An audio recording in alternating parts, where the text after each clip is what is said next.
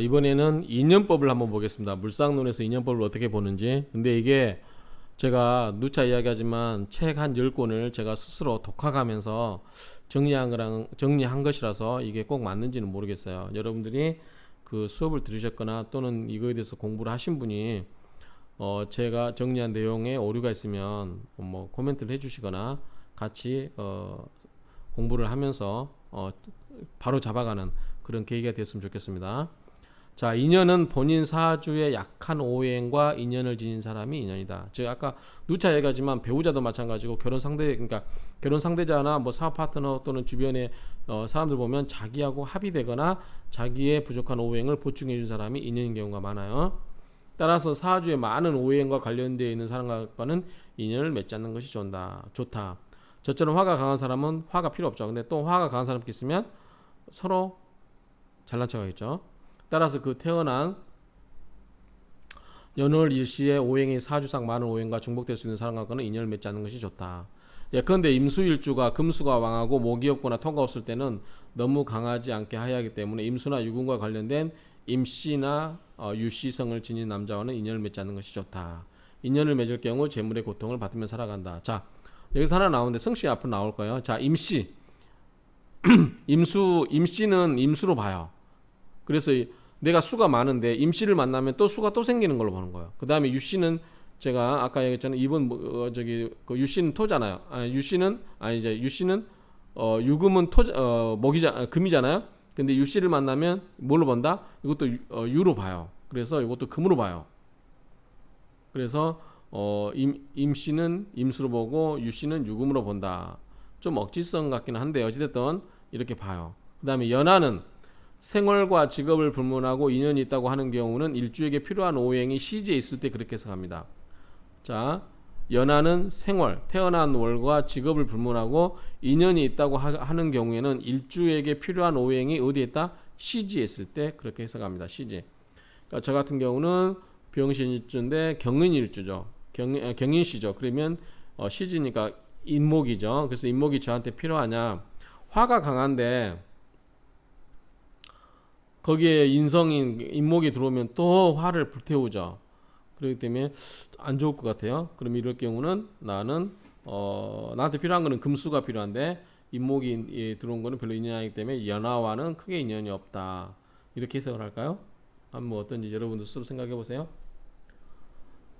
예컨대 신금일주가 사주 원국의 목은 약하고 화는 강하여 수가 절실한데 수가 시간에 있는 경우는 신금일주에 사주에 있어서 연하는 생활을 불문하고 인연이라고 본다. 시간도 보네요. 시지도 보지만 그러니까 어쨌든 우리가 사주에 그 봤을 때 연은 조상 자리, 월은 부모 자리, 그 다음에 부모나 형제 자리, 일은 자신 또는 밑에 일지는 처, 그 다음에 시지는 자식이나 후손을 의미하죠. 그렇기 때문에 또 운으로 말하면 말년을 의미해요. 그렇기 때문에 또 연하도 될 수 있는 거죠. 그렇죠? 미리 오는 거니까. 그래서 일지의 일간에게 도움이 되는 게 시지나 시간에 오는 경우는 연하와 인연이 있다. 이렇게 본다고 하는 겁니다. 자, 성씨 한번 볼게요. 요거는 좀 가끔 가다 보면 비법처럼 써먹을 때가 있어요. 예컨대 어떻게 사주상담 받으면 당신은 언제 어떤 성씨를 가진 사람, 예컨대 나씨를 만나가지고 사업이 발보고 하겠다. 그러면 아무래도 신경 쓰이죠. 나시성을 가진 사람이 누군가. 그렇죠? 주변에 예컨대 당신 송시성을 가진 사람과 뭐 사업하면 안 된다. 그러면 굉장히 송시성을 가진 사람과 신경 쓰이죠. 그런 것처럼 이 성씨도 약간 오행으로 비유를 하는데 약간 요거는 약간 오행의 그 과학적인 논리라기보다는 그냥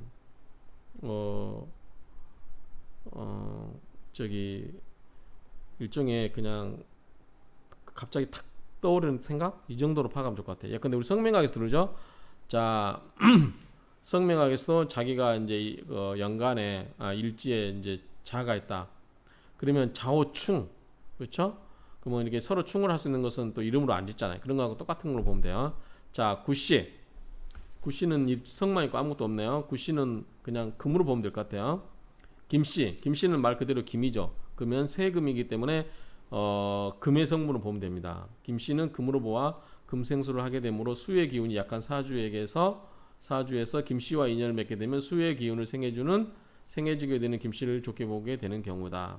다만 금을 경금으로 김씨를 경금으로 보는 경우에는 간목일주를 재단할 수 있어야 하는데 오래된 도끼는 날이 무디어져 나무를 잘 재단할 수 없지만 얼마 안 되는 새 도끼는 날이 바짝 서 있어서 나무를 잘 재단할 수 있다. 따라서 재단이 필요한 경우는 젊은 즉 연하의 김씨와 인연을 맺는 것이 좋다고 본다.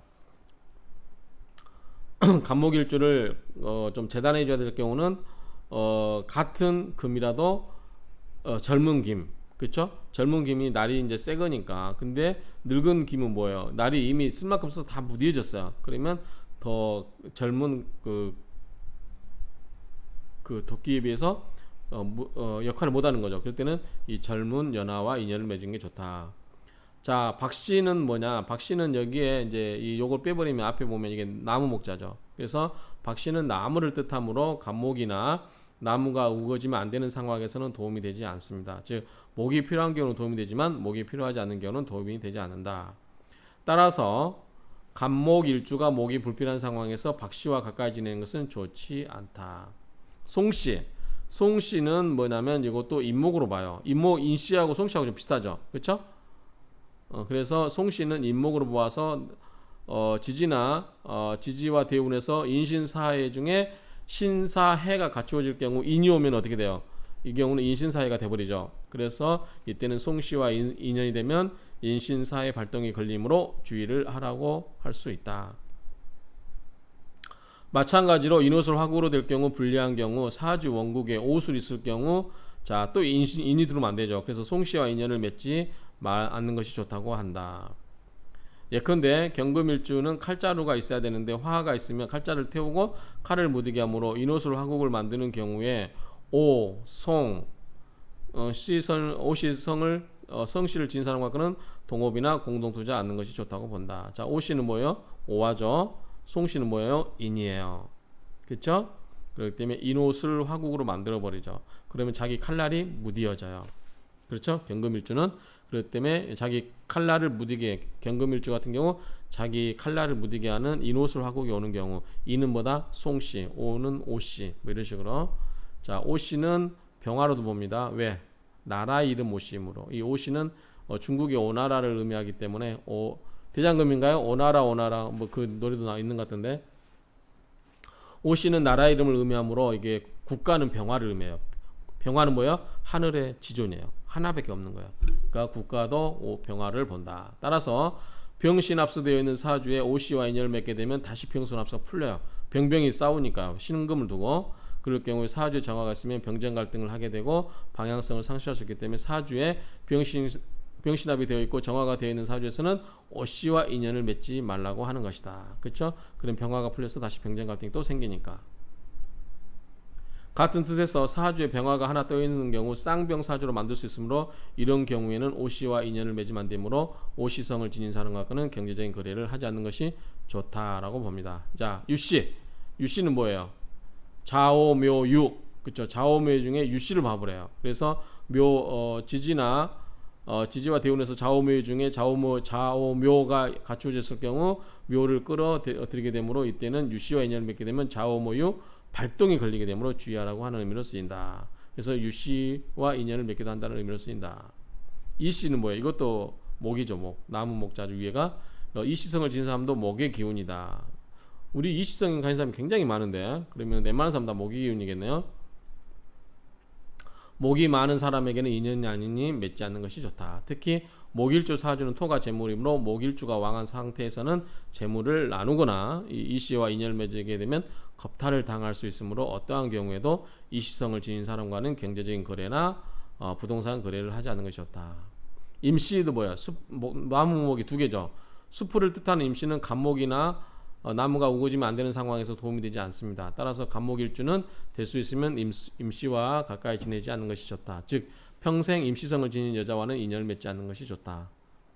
인연을 맺을 경우 재물의 고통을 받게 된다. 뿐만 아니라 병화일주가 무재사주, 금이 없는데 대운에 이민이 오면 임수는 금을 활동하게 해주므로 재성이 활발하게 움직이고 임목은 간목처럼 큰 건축물을 의미하므로 무죄사주로 하더라도 대운에서는 건축물과 인연을 맺어서 큰 재물을 모으고 살아갈 수 있다. 다만 임은 큰 목이 모여서 수의 기운을 설기시킬 수 있다. 큰 나무들이 모이기 때문에 물을 금방금방 없애버리죠. 그래서 재성을 약화시킬 수 있으므로 임시성을 지닌 사람과는 거래하지 않는 것이 좋다. 전시는 밭전자잖아요. 그럼 기토예요. 자, 기토는 무토는 큰 산, 기토는 작은 밭이라고 그랬어요. 텃밭. 그래서 전시는 기토를 의미한다. 그래서 간목일주가 토가 재물인데 전시성을 가진 여자라면 을목은 겁재이기 때문에 인연을 맺지 말라는 의미로 이해하면 된다.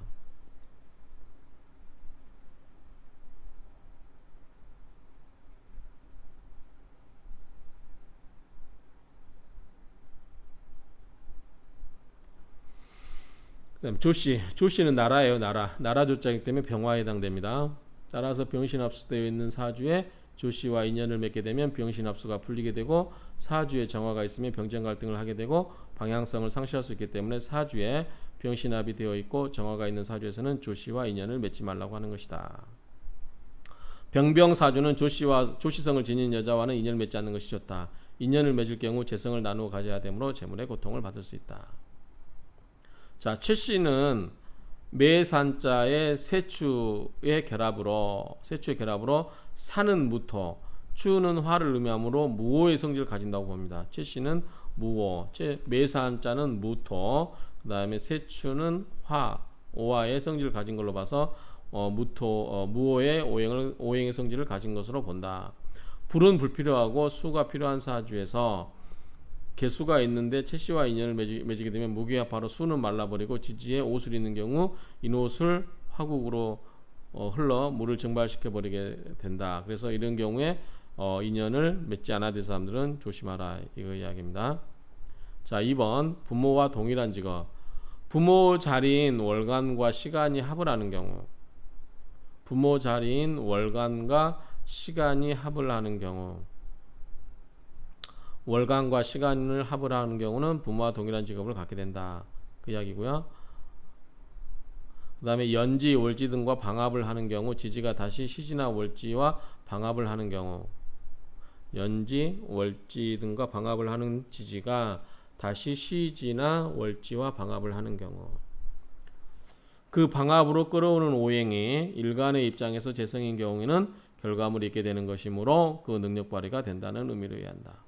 자, 부모 자리인 월간과 시간이 합을 하는 경우, 그 다음에 연지, 월지 등과 방합을 하는 지지가 다시 시지나 월지와 방합을 하는 경우, 이런 경우는 그러니까 연월에 있는 것과 시지에 있는 것이 천간이 합을 하거나 지지가 방합을 하고 있는데 이 앞에 연월지와 연지월지와 방합을 하는 게 다시 시지와 방합을 할 수 있는 경우, 이런 경우는 부모와 동일한 직업을 갖게 되는 사주다, 이렇게 정리한다는 얘기입니다. 자, 그러면 물상론 이거는 이걸로 마치도록 하겠습니다.